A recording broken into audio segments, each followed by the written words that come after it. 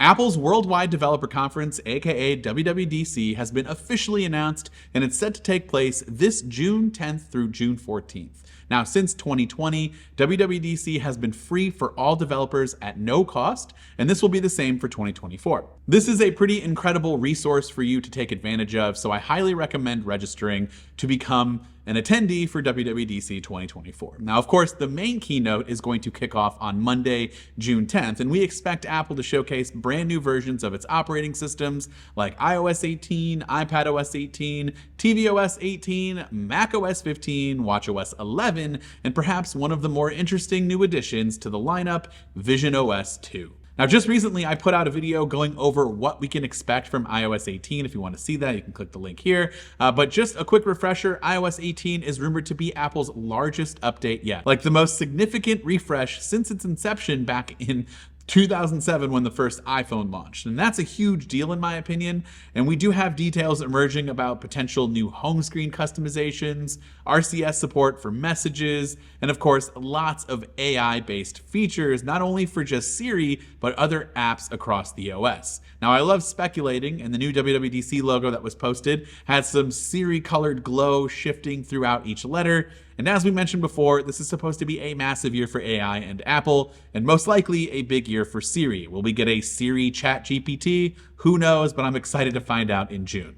Hi, quick editor's note. As I was editing this, I realized I missed the most incredibly obvious thing from the whole tweet, and that's Jaws stating that this event was going to be absolutely incredible, and he capitalized A and I when it didn't need to be capitalized. Obviously, we all know what that means. I missed it, so I wanted to make sure that you guys did not miss that as well. With visionOS 2, we don't really know what to expect, but I'm personally thinking this is going to be a very big update as well, since there's tons of room for improvement when it comes to visionOS. Lots of features were most likely omitted from the initial launch, and lots of feedback from developers and actual users can now start to be implemented throughout the OS. And so I'm looking forward to that one as well. The rest of the operating systems tend to kind of fly under the radar. Even up until the event, we still don't really know what happens with macOS. Like, this is really true when it comes to macOS. But last few years, it seems to just be getting a lot of the same features that iOS ends up getting, and so we can expect much of the same there. Hopefully, we'll get a lot of the new AI features and Siri improvements from iOS,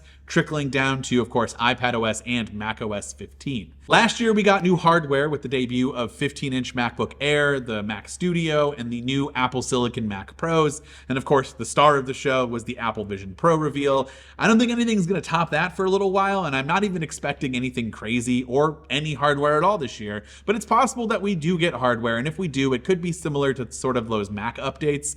We just got new 13 and 15-inch MacBook Air, so it's probably not going to be that, but we could see a new M3 Ultra perhaps for the Mac Studio and the Mac Pro. Maybe new MacBook Pro. I mean, who knows? But no real concrete rumors there, but there's always the possibility for hardware. But of course, I'd love to hear from you in the comments down below. What are your thoughts about WWDC 2024? What are you most excited about? Let us know down in those comments. This has been Dan with MacRumors. Thanks so much for watching, and I hope to see you around in the next video.